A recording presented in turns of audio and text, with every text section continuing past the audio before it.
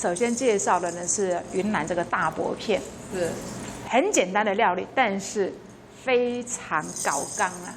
非常费工，对，很费工，但是很单纯的就一个食材，对不对？是当然酱汁是讲哦，我们赶快来看呢，这个云南大薄片到底是怎么做出来的？赶快来看。这个呢是猪头肉，好，我们可以买整个猪头回来煮20分钟，就是切成这么大块，就切成这么大块，不然一个猪头下去那不是20分钟哦。对，阿美指的20分钟是大概10公分的长度呢，大概呢4、5公分的这个厚度。那我们拿来的时候呢，皮我们也不要，这中间我们也不要，我们都要把它拿掉。哦，这些都不要的，这个都不要的。哦，所以我们只取它这个精华的部分，好，那就是把它切成这样薄片。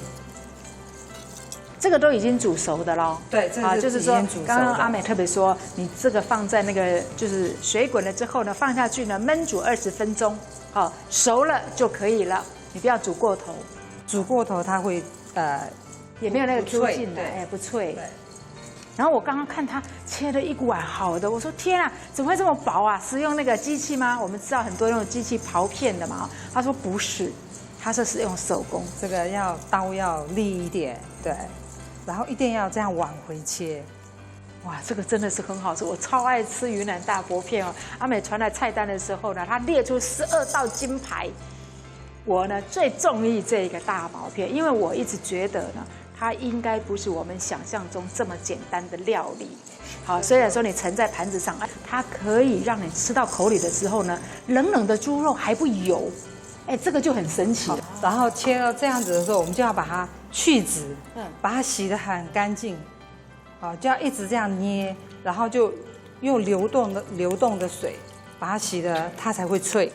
对，要一直这样把这个油脂都全部捏出来。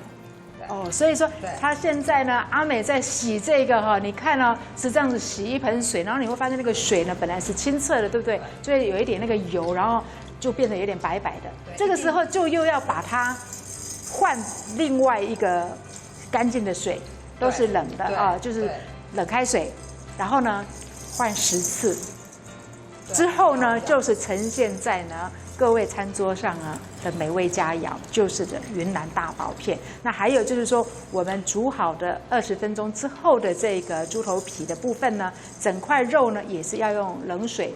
好，把它洗过之后呢，再来切刚刚的薄片。最后一道我们要用就是过滤的水把它清过，因为我们这个是吃就是凉拌的，是对，因为我们这样洗是用生水嘛，最后就是要用那个过滤水把它清。OK， 如果是我的话呢，我一定会每一道呢都用冷开水。但是说真的，如果是在外面的话，上餐厅的话，像他们的餐厅，他一定都会用很干净的过滤水去洗啊，然后最后呢，再用更干净的水啊呈现出来啊，免得说，哎，我这个吃进去会有问题嘛，哈。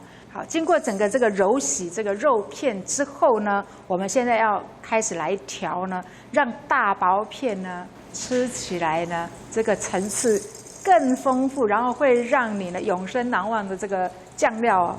这是水，就是冷开水，开水。这是醋，好，白醋，白醋，然后糖，都是我们家庭里面就是很常用的哦，都不需要去另外呢酱油，买一些奇怪的，不是奇怪啦，就是说另外买一些呢比较特殊的酱料用一次，然后结果你整个冰箱都是一堆呢用不着的罐料，蒜末、辣椒末。我发现云南料理的这个酱料哦，非常的单纯哦。通常就是看到就是糖跟醋嘛，酱油啊，也可以用柠檬代替。对，那最主要是这个，这是芝麻跟蒜，这个就是要淋在上面。哦，先淋这个芝麻跟蒜，这个要事先炒过是吧？对，事先要炒过，蒜是要炸过。哦，蒜炸过之后，然后呢再跟芝麻一起稍微加一点油去炒。对，因为这个也是我们大薄片的这个灵魂哦。这样就 OK 了。怎么看阿美在做菜这么简单呢？很简单哦。观众朋友看到了吗？这个就是呢，我们常上这个馆子去吃的这个云南大薄片哦。